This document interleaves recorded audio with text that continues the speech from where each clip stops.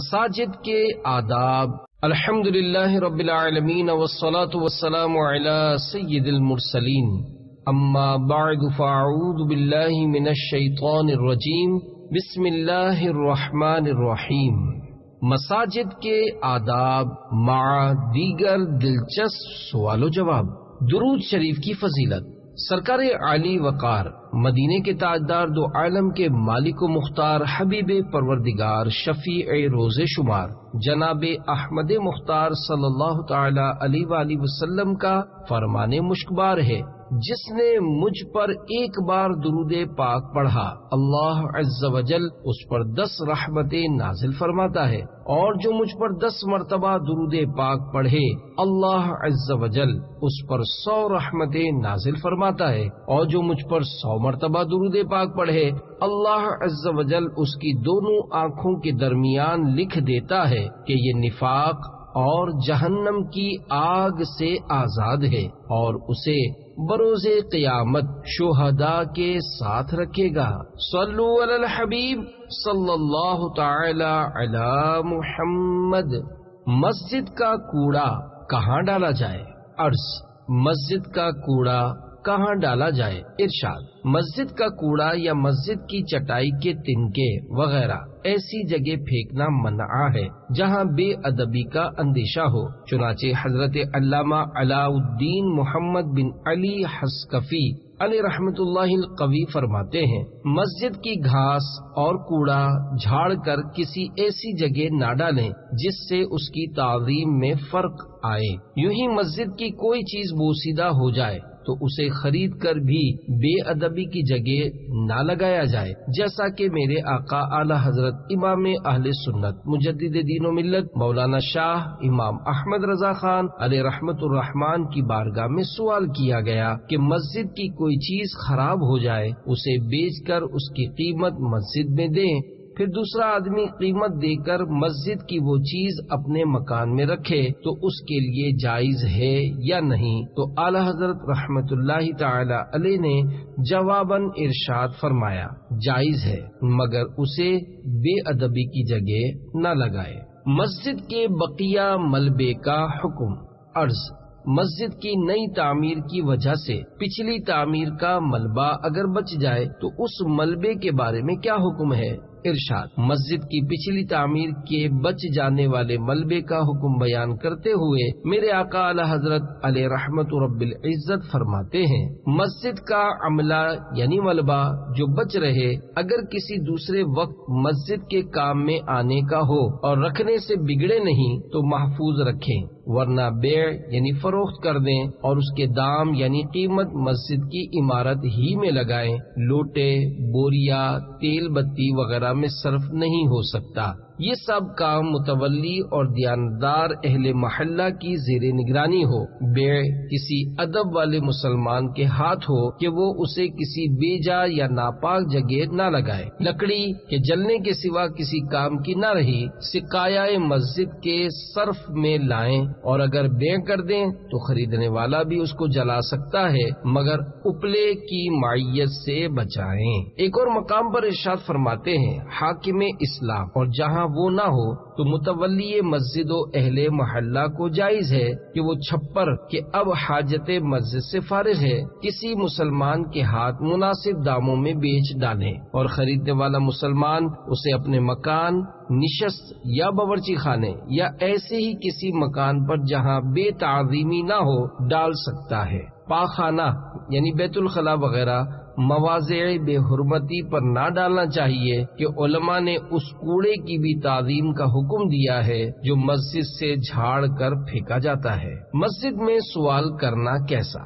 عرض، مسجد میں بعض لوگ کھڑے ہو کر اپنی مجبوری اور بیماری وغیرہ کا بیان کر کے مدد کی اپیل کرتے ہیں۔ اگر وہ واقعی حقدار ہوں تو کیا انہیں کچھ دے سکتے ہیں یا نہیں؟ ارشاد، مسجد میں اپنی ذات کے لیے سوال کرنا منع ہے اور ایسے سائل کو دینا بھی جائز نہیں، جیسا کہ صدر الشریعہ بدر الطریقہ حضرت علامہ مولانا مفتی محمد امجد علی آدمی علیہ رحمت اللہ القوی فرماتے ہیں، مسجد میں سوال کرنا حرام ہے اور اس سائل کو دینا بھی منع ہے۔ اعلی حضرت علیہ رحمت رب العزت فرماتے ہیں، ائمہ دین رحمہم اللہ المبین نے فرمایا ہے، جو مسجد کے سائل کو 1 پیسہ دے وہ 70 پیسے راہ خدا میں اور دے کہ اس پیسہ کے گناہ کا کفارہ ہوں۔ اس کا حل یہ ہے کہ اگر وہ واقعی حاجت مند ہوں تو خود مسجد میں سوال کرنے کے بجائے امام صاحب سے رابطہ کر کے اپنی حاجت بیان کریں۔ اب امام صاحب ان کی مدد کے لیے نمازیوں سے درخواست کریں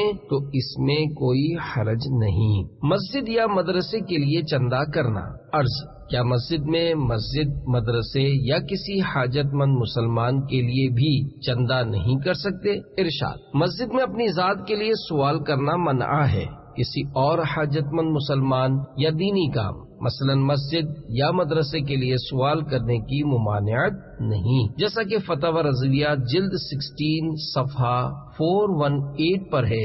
مسجد میں اپنے لیے مانگنا جائز نہیں اور اسے دینے سے بھی علماء نے منع فرمایا ہے، یہاں تک کہ امام اسماعیل زاہد رحمت اللہ تعالی علیہ نے فرمایا، جو مسجد کے سائل کو 1 پیسہ دے اسے چاہیے کہ 70 پیسے اللہ تعالی کے نام پر اور یعنی مزید دے کہ اس پیسے کا کفارہ ہوں، اور مسجد میں کسی دوسرے کے لیے مانگا یا مسجد خواہ کسی اور ضرورت دینی کے لیے چندہ کرنا جائز اور سنت سے ثابت ہے۔ احکام شریعت میں ہے، محتاج کے لیے امداد کو کہنا یا کسی دینی کام کے لیے چندہ کرنا جس میں نہ غل، نہ شور، نہ گردن پھلانگنا، نہ کسی کی نماز میں خلل یعنی خرابی، یہ بلا شبہ جائز بلکہ سنت سے ثابت ہے، اور بے سوال کسی محتاج کو دینا بہت خوب اور مولا علی کرم اللہ تعالی وجہہ الکریم سے ثابت ہے۔ معلوم ہوا کہ مسجد میں مسجد یا مدرسے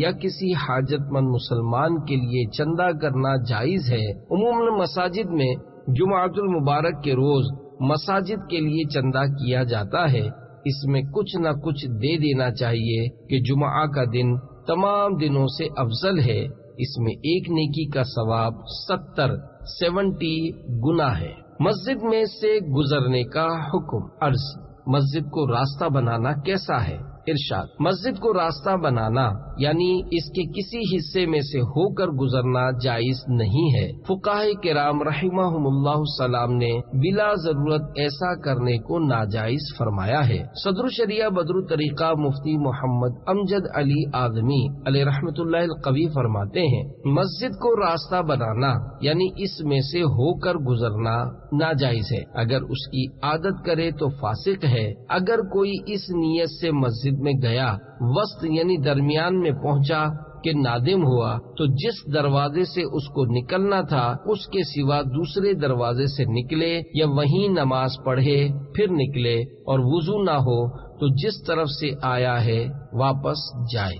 ہاں، اگر کوئی مجبوری ہو جیسے راستہ بند ہے اور مسجد کے راستے کے علاوہ دوسری جانب جانے کا کوئی راستہ ہی نہیں تو ضرورتاً اس کی اجازت دی گئی ہے، جیسا کہ خلاصۃ الفتاوی میں ہے کہ ایک شخص مسجد سے گزرتا ہے اور اس کو راستہ بناتا ہے، اگر عذر ہے تو جائز ہے، بلا عذر ہے تو ناجائز ہے۔ پھر اگر اس کو گزرنا جائز ہو تو ہر روز 1 مرتبہ اس میں نماز پڑھے، نہ یہ کہ ہر بار جب بھی گزرے کہ اس میں حرج ہے۔ اعلی حضرت امام اہل سنت مولانا شاہ امام احمد رضا خان علیہ رحمت الرحمان فرماتے ہیں، بضرورت مسجد میں ہو کر دوسری طرف کو نکل جانا جائز ہے کہ عام حالات میں مسجد میں دوسری طرف جانے کے لیے چلنا حرام ہے، مگر بضرورت کہ راستہ گھرا ہوا ہے اور مسجد ہی میں سے ہو کر جا سکتا ہے، جیسے موسم حج میں مسجد الحرام شریف میں واقع ہوتا ہے، اس کی اجازت دی گئی ہے، وہ بھی جنب جس پر غسل فرض ہو، یا حائض یعنی حیض والی، یا نفسا یعنی نفاس والی کو نہیں، نیز گھوڑے یا بیل گاڑی کو نہیں۔ مسجد میں سے ہو کر نکل جانے کے لیے بھی ان کا جانا لے جانا ہرگز جائز نہیں۔ مسجد کو سڑک بنانا کیسا؟ عرض، پوری مسجد یا اس کے کسی حصے کو شہید کر کے لوگوں کے لیے سڑک یعنی روڈ بنانا کیسا ہے؟ ارشاد، پوری مسجد یا اس کے کسی حصے کو شہید کر کے اس پر سڑک یعنی روڈ بنانا حرام قطعی ہے۔ اس سے مسجد کی بے حرمتی اور اسے ویران کرنا لازم آتا ہے، لہذا یہ سخت حرام اور جہنم میں لے جانے والا کام ہے۔ چنانچہ پارہ 1 سورۃ البقرہ کی آیت نمبر 114 میں خدائے رحمان عز و جل کا فرمانے عالی شان ہے، وَمَنْ أَظْلَمُ مِمَّن مَّنَعَ مَسَاجِدَ اللَّهِ أَن يُذْكَرَ فِيهَا اسْمُهُ وَسَعَىٰ فِي خَرَابِهَا۔ ترجمہ کنز الایمان۔ اور اس سے بڑھ کر ظالم کون جو اللہ کی مسجدوں کو روکے ان میں نام خدا لیے جانے سے اور ان کی ویرانی میں کوشش کرے۔ اس آیت مبارکہ کے تحت صدر الافاضل حضرت علامہ مولانا سید محمد نعیم الدین مراد آبادی علیہ رحمت اللہ الہادی فرماتے ہیں، مسجد کی ویرانی جیسے ذکر و نماز کو روکنے سے ہوتی ہے، ایسے ہی اس کی عمارت کے نقصان پہنچانے اور بے حرمتی کرنے سے بھی۔ فقہائے کرام رحمہم اللہ السلام فرماتے ہیں، اگر لوگوں نے ارادہ کیا کہ مسجد کا کوئی ٹکڑا مسلمانوں کے لیے گزرگاہ یعنی سڑک بنا دیں تو کہا گیا ہے کہ انہیں ایسا کرنے کا اختیار نہیں، اور بلا شبہ یہی صحیح ہے۔ ایسے ہی ایک سوال کے جواب میں اعلی حضرت امام اہل سنت مولانا شاہ امام احمد رضا خان علیہ رحمت الرحمان فرماتے ہیں، بے شک ایسا کرنا حرام قطعی اور ضرور حقوق مسجد پر تعدی یعنی حد سے بڑھنا اور وقف مسجد میں ناحق دست اندازی یعنی مداخلت شرع مطہر میں بلا شرط واقف کہ اسی وقف کی مصلحت یعنی خوبی یا بھلائی کے لیے ہو، وقف کی ہیئات یعنی بناوٹ یا صورت بدلنا بھی ناجائز ہے، اگرچہ اصل مقصود باقی رہے تو بالکل مقصد وقف باطل کر کے ایک دوسرے کام کے لیے دینا کیوں کر حلال ہو سکتا ہے۔ چھوٹے ناسمجھ بچوں کو مسجد میں لانا۔ عرض، چھوٹے چھوٹے بچے جو مسجد میں دندناتے اور شور مچاتے پھر رہے ہوتے ہیں، ان کا جرم کس پر ہے؟ ارشاد، چھوٹے بچوں اور پاگلوں کو مسجد میں لانے کی حدیث پاک میں ممانعت آئی ہے، چنانچہ خلق کے راہبر شافع محشر محبوب داور صلی اللہ تعالی علیہ وآلہ وسلم کا فرمان ہدایت نشان ہے، مسجدوں کو بچوں، پاگلوں، خرید و فروخت، جھگڑے، آواز بلند کرنے، حدود قائم کرنے اور تلوار کھینچنے سے بچاؤ، ان کے دروازے پر طہارت خانے بناؤ اور جمعہ کے دن مساجد کو دھونی دیا کرو۔ عموماً مشاہدہ یہی ہے کہ جب چھوٹے بچے مسجد میں جمع ہوتے ہیں تو آپس میں شرارتیں شروع کر دیتے ہیں، نمازیوں کے آگے سے گزرتے اور خوب ادھم مچاتے ہیں، نیز دوران نماز بسا اوقات رونا شروع کر دیتے ہیں، جس سے نماز میں زبردست خلل آتا اور مسجد کا تقدس پامال ہوتا ہے، اور کبھی کبھار تو مسجد میں پیشاب پخانے تک کر دیتے ہیں۔ تو ان ساری باتوں کا وبال بچوں کو مسجد میں لانے والے پر آتا ہے، جبکہ وہ لانے والا بالغ ہو، لہذا چھوٹے بچوں کو ہرگز مسجد میں نہ لایا جائے۔ یاد رکھیے، ایسا بچہ جس سے نجاست یعنی پیشاب وغیرہ کر دینے کا خطرہ ہو اور پاگل کو مسجد کے اندر لے جانا حرام ہے، اور اگر نجاست کا خطرہ نہ ہو تو مکروہ ہے۔ اسی طرح بچے یا پاگل یا بے ہوش یا جس پر جن آیا ہوا ہو، ان سب کو دم کروانے کے لیے بھی مسجد میں لے جانے کی شریعت میں اجازت نہیں۔ اگر کوئی پہلے یہ بھول کر چکا ہے تو اسے چاہیے کہ فوراً توبہ کر کے آئندہ انہیں نہ لانے کا عہد کر لے۔ ہاں، فنائے مسجد مثلا امام صاحب کے حجرے میں انہیں دم کروانے کے لیے لے جانے میں حرج نہیں، جبکہ مسجد کے اندر سے گزرنا نہ پڑے۔ سوتے وقت امام یا مصلی کو تکیہ بنانا۔ عرض، کیا سوتے وقت امام یا مصلی کو تکیہ بنا سکتے ہیں؟ ارشاد، سوتے وقت امام اور مصلی کو تکیہ نہیں بنانا چاہیے کہ یہ خلاف ادب ہے، جیسا کہ صدر الشریعہ بدر الطریقہ حضرت علامہ مولانا مفتی محمد امجد علی آدمی علیہ رحمت اللہ القوی فرماتے ہیں، پاجامہ کا تکیہ نہ بنائے کہ یہ ادب کے خلاف ہے، اور امامے کا بھی تکیہ نہ بنائے۔ حیات اعلی حضرت میں ہے، سر کے نیچے امامہ یا یا مصلی یا پاجامہ رکھنا ممنوع کہ امامہ و مصلی رکھنے سے امامہ اور مصلی کی اور پاجامہ رکھنے سے سر کی بے حرمتی ہے، نیز امامے کے شملے سے ناک یا منہ پہنچنا نہ چاہیے۔ منچ کے بجائے سیڑھیوں پر بیٹھنے میں حکمت۔ عرض ربیع الاول 1418 1418 سن ہجری کی 12ویں شب تقریباً 12 بجے اجتماع میلاد میں بیان کرنے کے لیے جب شیخ طریقت امیر اہل سنت بانی دعوت اسلامی حضرت علامہ مولانا ابو بلال محمد الیاس عطار قادری رضوی ضیائی دامت برکاتہم العالیہ تشریف لائے تو تلاوت شروع ہو چکی تھی، چنانچہ آپ دامت برکاتہم العالیہ منچ پر جلوہ گر ہونے کے بجائے حاضرین سے نظر بچا کر منچ کی سیڑھیوں پر بیٹھ کر تلاوت سننے میں مشغول ہو گئے۔ تلاوت ختم ہونے کے بعد جب آپ دامت برکاتہم العالیہ منچ پر تشریف لائے تو آپ کی خدمت میں یہ عرض کی گئی، حضور یہ ارشاد فرمائیے کہ اجتماع میلاد میں آپ براہ راست منچ پر تشریف لانے کے بجائے سیڑھیوں پر بیٹھ گئے، اس میں کیا حکمت تھی؟ ارشاد جس وقت قرآن کریم کی تلاوت کی جائے تو اسے توجہ سے سننا اور خاموش رہنا واجب ہے، جیسا کہ قرآن مجید کے پارہ 9 سورۃ الاعراف کی آیت نمبر 204 میں خدائے رحمان عز و جل کا فرمان عالی شان ہے، وَإِذَا قُرِئَ الْقُرْآنُ فَاسْتَمِعُوا لَهُ وَأَنصِتُوا لَعَلَّكُمْ تُرْحَمُونَ۔ ترجمہ کنز ایمان۔ اور جب قرآن پڑھا جائے تو اسے کان لگا کر سنو اور خاموش رہو کہ تم پر رحم ہو۔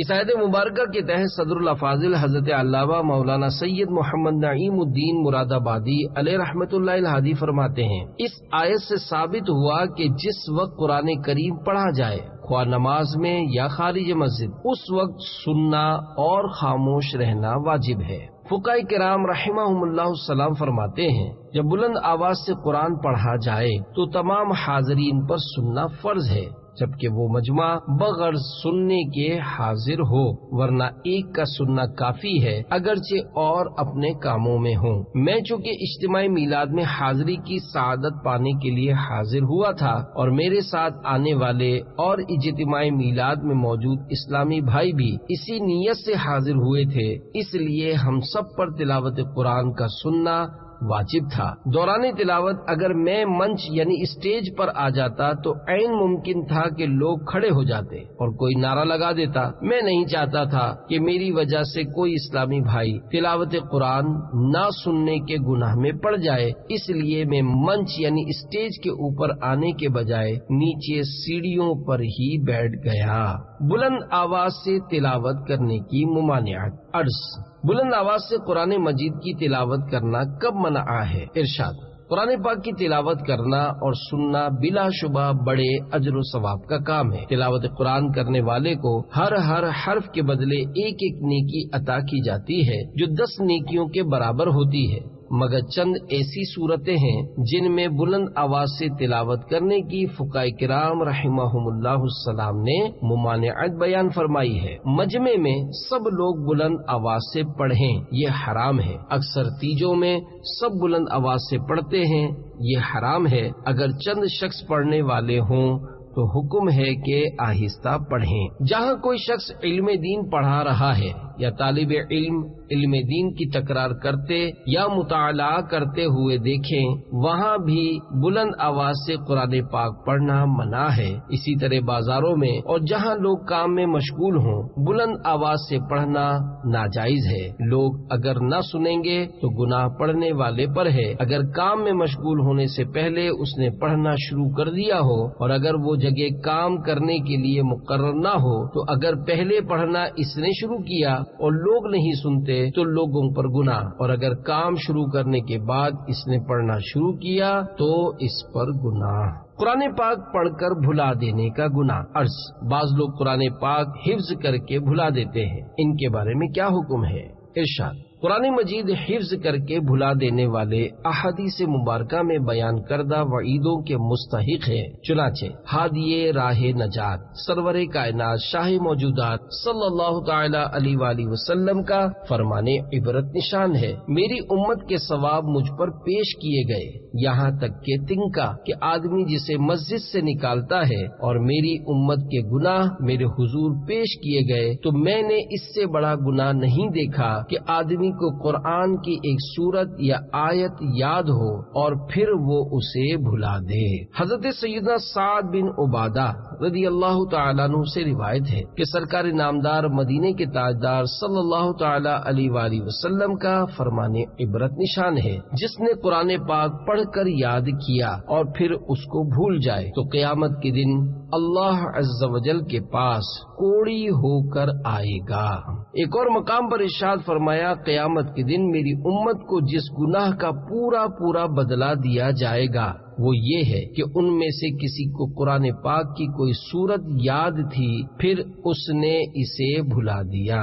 اعلی حضرت امام اہل سنت مولانا شاہ امام احمد رضا خان علیہ رحمت الرحمن فرماتے ہیں، اس یعنی قرآن مجید کو یاد کر کے بھول جانے والے سے زیادہ نادان کون ہے جسے خدا ایسی ہمت بخشے اور وہ اسے اپنے ہاتھ سے کھو دے۔ اگر قدر اس کی جانتا اور جو ثواب اور درجات اس پر موعود ہیں یعنی جن کا وعدہ کیا گیا ہے ان سے واقف ہوتا تو اسے جان و دل سے زیادہ عزیز رکھتا۔ مزید فرماتے ہیں، جہاں تک ہو سکے اس کے پڑھانے اور حفظ کرانے اور خود یاد رکھنے میں کوشش کرے تاکہ وہ ثواب جو اس پر موعود ہیں حاصل ہوں اور روز قیامت اندھا کوڑی ہو کر اٹھنے سے نجات پائے۔ حفاظ کرام کو سخت محنت اور احتیاط کی ضرورت ہے، انہیں چاہیے کہ دن رات کوشش کریں اور قرآن پاک کو یاد رکھیں تاکہ ثواب کے حقدار بنیں اور قیامت کے دن کوڑی ہو کر اٹھنے سے نجات پائیں۔ قرض کی ادائیگی میں بلا وجہ تاخیر کرنا۔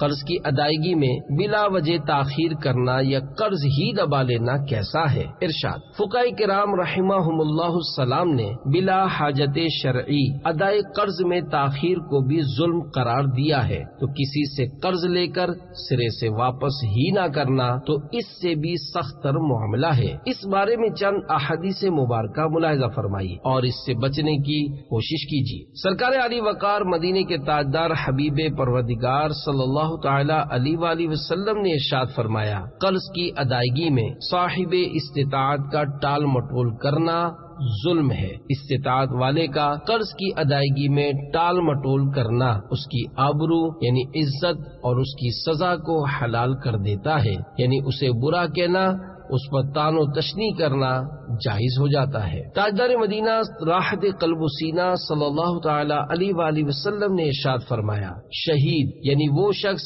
جس نے اللہ عز و جل کی راہ میں جان دی ہے اس کا ہر گناہ معاف ہو جائے گا سوائے قرض کے۔ حضرت سیدنا ابو سعید خدری رضی اللہ تعالی عنہ فرماتے ہیں کہ نبی کریم رؤوف الرحیم علیہ افضل الصلاۃ والتسلیم کی خدمت میں نماز پڑھانے کے لیے جنازہ لایا گیا تو حضور سید دو عالم صلی اللہ تعالی علیہ وآلہ وسلم نے پوچھا کہ مرنے والے پر کوئی قرض تو نہیں ہے؟ عرض کی گئی جی ہاں اس پر قرض ہے۔ حضور صلی اللہ تعالی علیہ وآلہ وسلم نے پوچھا اس نے کچھ مال بھی چھوڑا ہے کہ جس سے یہ قرض ادا کیا جا سکے؟ عرض کی گئی نہیں، تو حضور سید دو عالم صلی اللہ علیہ وآلہ وسلم نے فرمایا تم لوگ اس کی نماز جنازہ پڑھ لو، میں نہیں پڑھوں گا۔ حضرت سیدنا مولا علی کرم اللہ تعالی وجہہ الکریم نے یہ دیکھ کر عرض کی یا رسول اللہ صلی اللہ تعالی علیہ وآلہ وسلم میں اس کے قرض کو ادا کرنے کی ذمہ داری لیتا ہوں۔ حضور صلی اللہ تعالی علیہ وآلہ وسلم آگے بڑھے اور نماز جنازہ پڑھائی اور فرمایا، اے علی رضی اللہ تعالیٰ عنہ، اللہ تعالیٰ تجھے جزائے خیر دے اور تیری جان بخشی ہو جیسے کہ تو نے اپنے اس مسلمان بھائی کے قرض کی ذمہ داری لے کر اس کی جان چھڑائی۔ کوئی بھی مسلمان ایسا نہیں ہے جو اپنے مسلمان بھائی کی طرف سے اس کا قرضہ ادا کرے مگر یہ کہ اللہ تعالیٰ قیامت کے دن اس کو رہائی بخشے گا۔ میرے آقا اعلی حضرت امام اہل سنت مولانا شاہ امام احمد رضا خان علیہ رحمت الرحمن زبان سے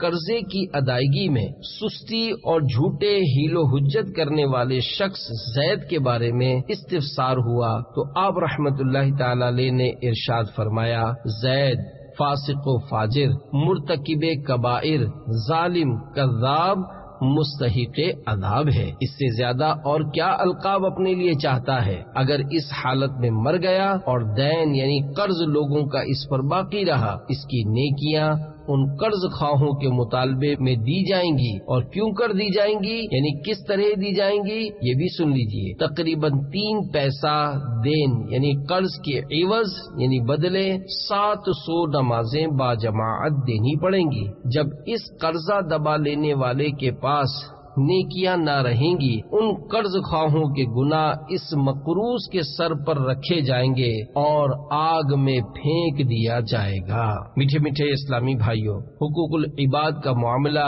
نہایت ہی سخت ہے۔ اگر آپ نے کسی سے قرض لیا اور ادائیگی کے لیے رقم پاس نہیں ہے، مگر گھر کے اسباب، فرنیچر وغیرہ بیچ کر قرض ادا کیا جا سکتا ہے تو یہ بھی کرنا پڑے گا۔ قرض ادا کرنے کی ممکن صورت ہونے کے باوجود قرض دار سے مہلت لیے بغیر آپ قرض کی ادائیگی میں جب تک تاخیر کرتے رہیں گے گناہ گار ہوتے رہیں گے، خواہ آپ جاگ رہے ہوں یا سو رہے ہوں، آپ کے گناہوں کا میٹر چلتا رہے گا۔ الامان والحفیظ۔ جب قرض کی ادائیگی میں تاخیر کا یہ وبال ہے تو جو کوئی پورا قرض ہی دبا لے اس کا کیا حال ہوگا۔ مت دبا قرضہ کسی کا نابکار، روئے گا دوزخ میں ورنہ زار زار۔ اچھی نیت سے قرض لینا۔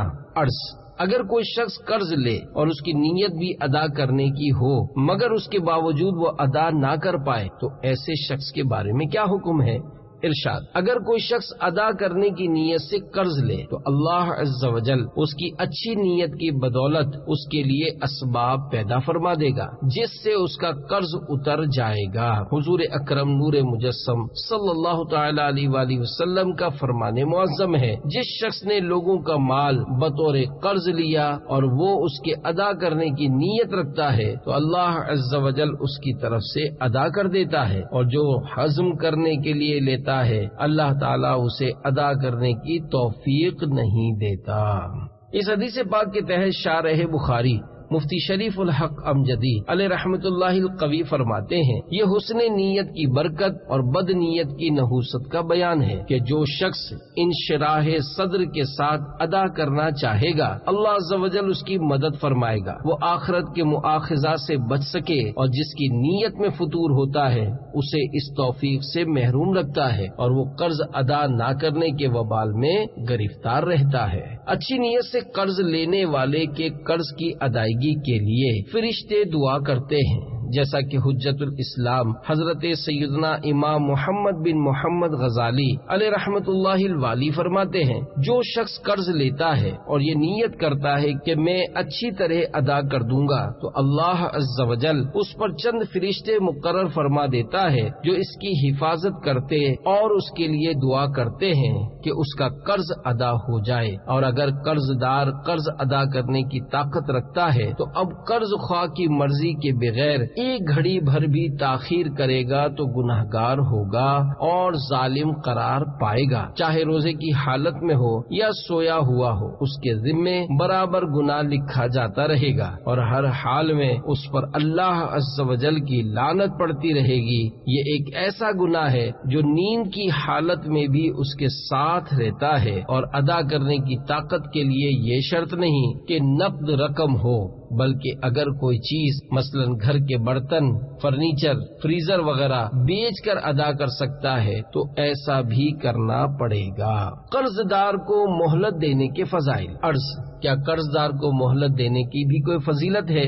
ارشاد: جی ہاں، قرض دار کو مہلت دینے اور تقاضے میں نرمی برتنے کے قرآن و حدیث میں بہت فضائل بیان ہوئے ہیں۔ چنانچہ پارہ 3 سورۃ البقرہ کی آیت نمبر 280 میں ارشاد رب العباد ہے، وَإِن كَانَ ذُو عُسْرَةٍ فَنَظِرَةٌ إِلَى مَيْسَرَةٍ وَأَن تَصَدَّقُوا خَيْرٌ لَكُمْ إِن كُنتُمْ تَعْلَمُونَ۔ ترجمہ کنزُ ایمان۔ اور اگر قرض دار تنگی والا ہے تو اسے مہلت دو آسانی تک، اور قرض اس پر بالکل چھوڑ دینا تمہارے لیے اور بھلا ہے اگر جانو۔ اس آیت مبارکہ کے تحت صدر الافاضل حضرت علامہ مولانا سید محمد نعیم الدین مراد آبادی علیہ رحمۃ اللہ الہادی فرماتے ہیں، قرض دار اگر تنگ دست یا نادار ہو تو اس کو مہلت دینا یا قرض کا جزء یا کل معاف کر دینا سبب اجر عظیم ہے۔ مسلم شریف کی حدیث ہے، سید عالم صلی اللہ تعالی علیہ وآلہ وسلم نے فرمایا، جس نے تنگ دست کو مہلت دی یا اس کا قرضہ معاف کیا، اللہ تعالیٰ اس کو اپنا سایہ رحمت عطا فرمائے گا، جس روز اس سائے کے سوا کوئی سایہ نہ ہوگا۔ سرکار مدینہ منورہ سردار مکہ مکرمہ صلی اللہ تعالی علیہ وآلہ وسلم کا فرمانے عالی شان ہے، جس شخص کو یہ بات پسند ہو کہ اللہ تعالیٰ اسے قیامت کے دن غم سے بچائے تو اسے چاہیے کہ تنگ دست قرض دار کو مہلت دے یا قرض کا بوجھ اس کے اوپر سے اتار دے، یعنی معاف کر دے۔ ہمارے بزرگان دین رحمہم اللہ المبین نہ صرف اپنے قرض دار کو قرض کی ادائیگی میں مہلت دیتے، تقاضے میں نرمی کا برتاؤ کرتے، بلکہ بسا اوقات قرض کی معافی سے بھی نواز دیا کرتے تھے، جیسا کہ حضرت سیدنا شقیق بن ابراہیم علیہ رحمت اللہ الکریم فرماتے ہیں کہ ایک دن حضرت سیدنا امام آدم علیہ رحمت اللہ الاکرم کے ساتھ کسی راستے سے گزر رہا تھا، جبکہ آپ رحمت اللہ تعالی علیہ کسی مریض کی عیادت کے لیے جا رہے تھے۔ آپ رحمت اللہ تعالی علیہ نے دور سے ایک شخص کو آتا دیکھا، لیکن اس نے فوراً اپنے آپ کو حضرت سیدنا امام آدم علیہ رحمت اللہ الاکرم سے چھپاتے ہوئے راستہ بدل لیا۔ آپ رحمت اللہ تعالی علیہ نے اسے نام لے کر پکارا اور فرمایا، تم جس راستے پر ہو اسی پر چلتے آؤ، دوسری راہ اختیار نہ کرو۔ اس نے دیکھا کہ امام صاحب رحمت اللہ تعالی علیہ نے اسے پہچان لیا ہے اور بلا لیا ہے تو بہت شرمندہ ہوا اور وہیں رک گیا۔ آپ رحمت اللہ تعالی علیہ نے اس سے پوچھا، تم نے اپنا راستہ کیوں تبدیل کیا؟ اس نے بتایا، حضور آپ کا میرے ذمے 10,000 درہم قرض ہے اور اس بات کو عرصہ ہو چکا ہے، مگر میں آپ کا قرض ادا نہ کر سکا تو مجھے آپ کو دیکھ کر بہت شرم محسوس ہوئی، یعنی میں شرمندگی کی وجہ سے آپ کو منہ دکھانا نہیں چاہتا تھا۔ آپ رحمت اللہ تعالی علیہ نے اس سے فرمایا، سبحان اللہ عز وجل، تیرا معاملہ یہاں تک پہنچ گیا کہ تم نے مجھے دیکھا تو مجھ سے قرض کے تقاضے کے خوف اور شرمندگی کی وجہ سے خود کو چھپا لیا۔ جاؤ، میں نے تمہیں اپنا تمام قرض معاف کیا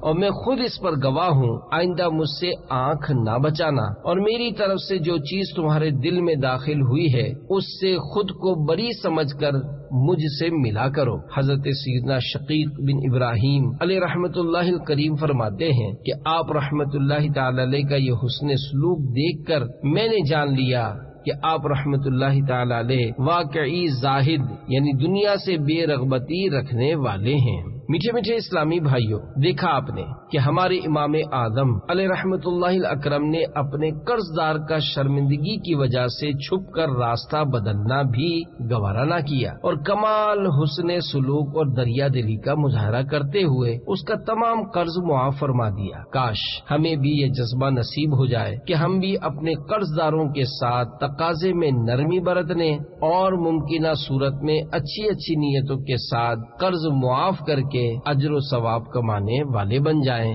آمین بجاہ نبی الامین صلی اللہ تعالی علیہ وآلہ وسلم۔ قرض اتارنے کے وظائف۔ قرض اتارنے کا کوئی وظیفہ ارشاد فرما دیجیے۔ ارشاد، قرض اتارنے کے 3 وظائف پیش خدمت ہیں۔ نمبر 1، اللہم انی اعوذ بک من الہم والحزن وَأَعُوذُ بِكَ مِنَ الْعَجْزِ وَالْكَسَلِ وَأَعُوذُ بِكَ مِنَ الْجُبْنِ وَالْبُخْلِ وَأَعُوذُ بِكَ مِنْ غَلَبَةِ الدَّيْنِ وَقَهْرِ الرِّجَالِ۔ اس وظیفے کو جو کوئی ایک بار پڑھے انشاءاللہ عز وجل وہ غم و علم سے محفوظ رہے گا، اور جو شخص مقروض ہو تو ادائے قرض کے لیے اس وظیفے کو تا حصول مراد یعنی صبح و شام 11 بار اول و آخر ایک مرتبہ درود پاک پڑھنے سے انشاءاللہ عز وجل غیب سے اس کے قرض کے اسباب مہیا ہو جائیں گے۔ عمل شروع کرنے سے قبل حضور غوث اعظم علیہ رحمت اللہ الاکرم کے ایصال ثواب کے لیے کم از کم 11 روپے کی نیاز اور کام ہو جانے کی صورت میں امام احمد رضا خان علیہ رحمت الرحمان کے ایصال ثواب کے لیے کم از کم 25 روپے کی نیاز تقسیم کیجیے۔ مذکورہ رقم کی دینی کتابیں بھی تقسیم کی جا سکتی ہیں۔ نمبر 2، ایک مکاتب اس غلام کو کہتے ہیں جس نے اپنے آقا سے مال کی ادائیگی کے بدلے آزادی کا معاہدہ کیا ہو۔ ایک مکاتب نے امیر المومنین حضرت سیدنا مولا کائنات مولا مشکل کشا علی المرتضی شیر خدا کرم اللہ تعالی وجہہ الکریم کی بارگاہ میں حاضر ہو کر عرض کی، میں اپنی کتابت یعنی آزادی کی قیمت ادا کرنے سے عاجز ہوں، میری مدد فرمائیے۔ آپ کرم اللہ تعالی وجہہ الکریم نے فرمایا، میں تمہیں چند کلمات نہ سکھاؤں جو رسول اللہ صلی اللہ علیہ وآلہ وسلم نے مجھے سکھائے ہیں؟ اگر تم پر جبل سیر یعنی پہاڑ کا نام جتنا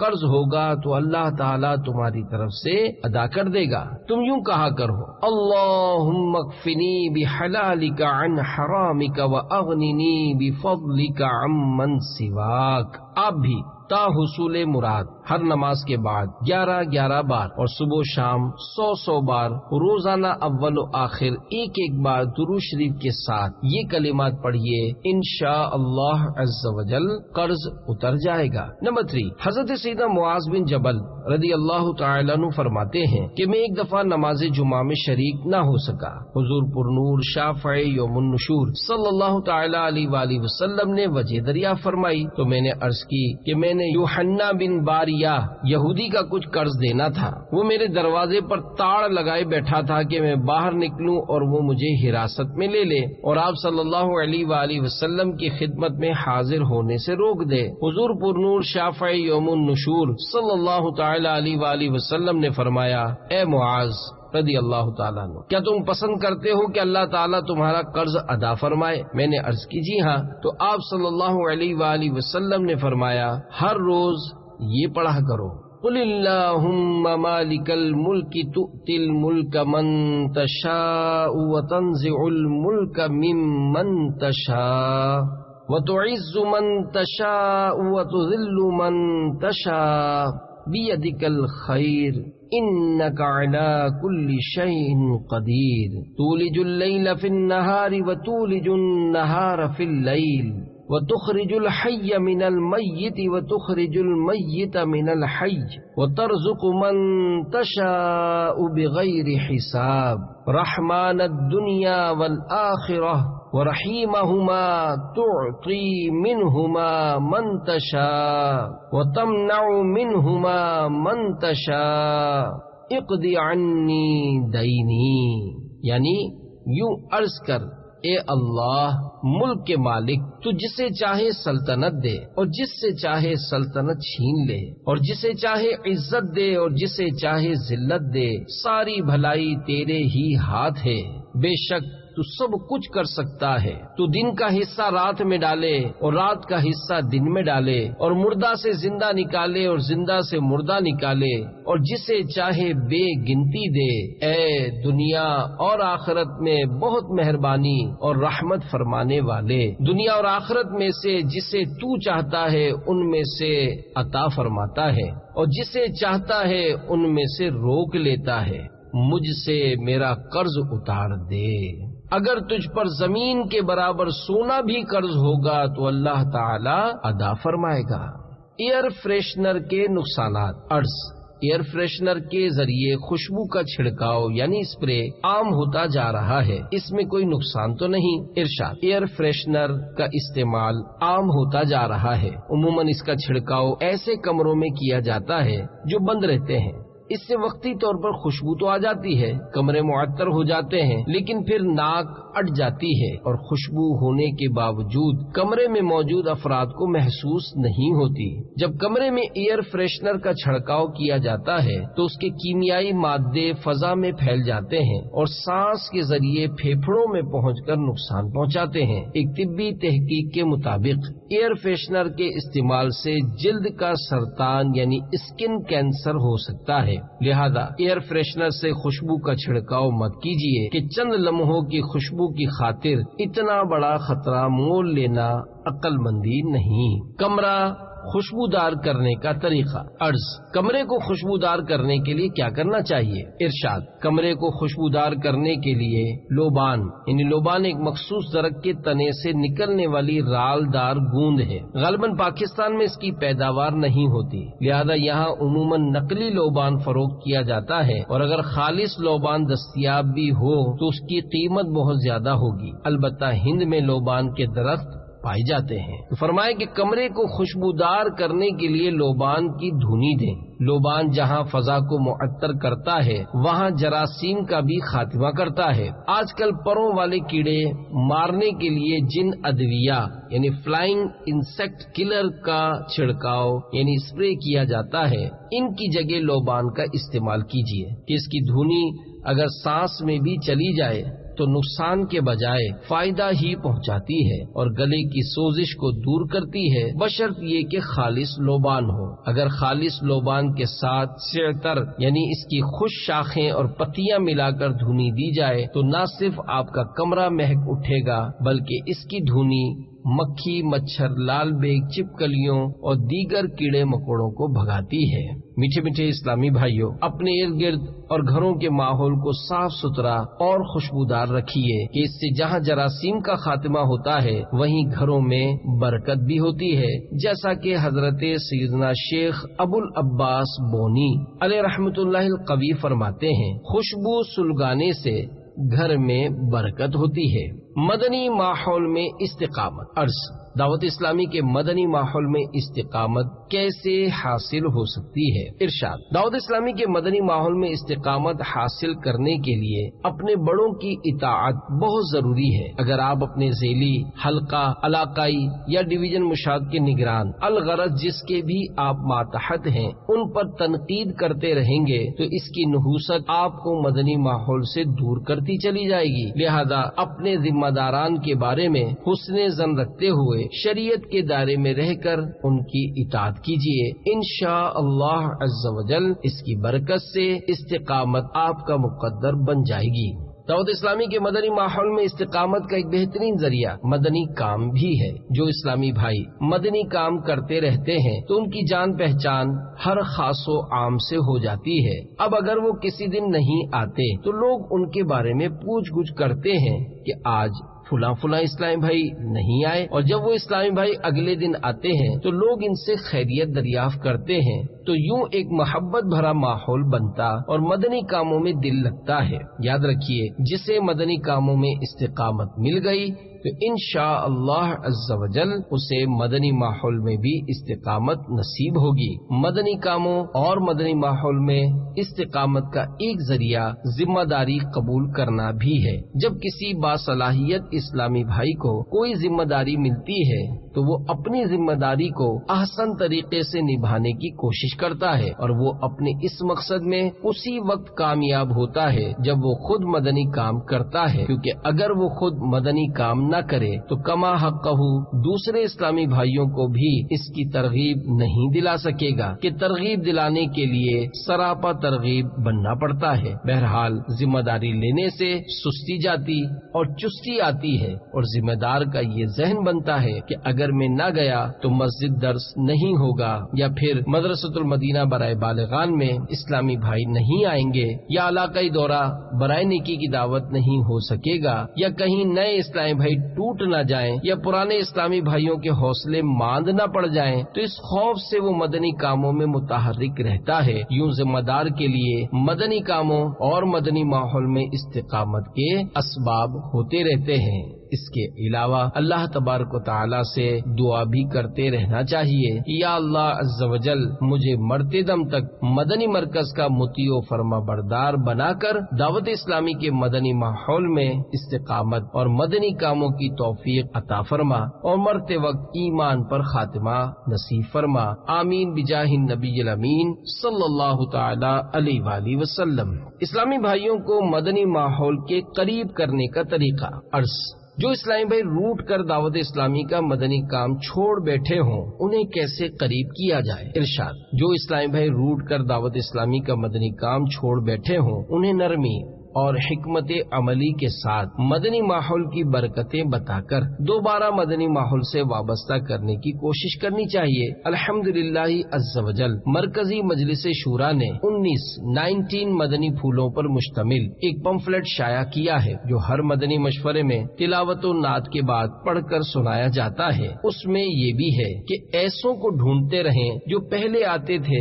مگر اب نہیں آتے۔ ہفتے میں کم از کم ایک بچھڑے ہوئے اسلامی بھائی کو دوبارہ مدنی ماحول سے ضرور وابستہ کریں۔ یہاں وہ مراد نہیں جن پر تنظیمی پابندی لگی ہو۔ جب آپ ایسوں کے پاس جائیں گے تو انشاءاللہ عز و جل کچھ نہ کچھ فرق ضرور پڑے گا۔ قرآن مجید میں ہے وَذَكِّرْ فَإِنَّ الذِّكْرَىٰ تَنفَعُ الْمُؤْمِنِينَ، ترجمہ کنز ایمان، اور سمجھاؤ کہ سمجھانا مسلمانوں کو فائدہ دیتا ہے۔ اس طرح انشاءاللہ عز و جل مدنی ماحول سے بچھڑے ہوئے اسلامی بھائی دوبارہ مدنی ماحول سے وابستہ ہو جائیں گے۔